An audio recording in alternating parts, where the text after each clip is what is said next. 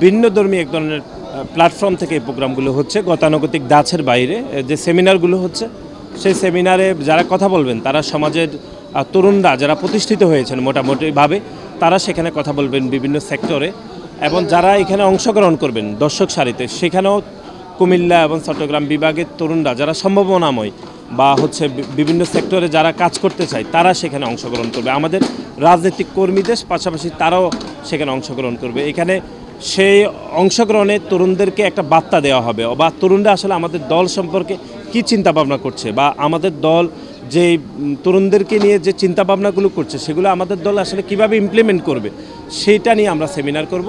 গত 15-16 বছর ধরে বাংলাদেশের তরুণরা তাদের মতামত দেওয়ার ক্ষেত্রে উপেক্ষিত ছিল। সেই তরুণদের মতামতকে উপেক্ষিত করে রাখা হচ্ছে। সেই তরুণদের সামনে একটি রাজনৈতিক অধিকার প্রতিষ্ঠা সমাবেশ হবে।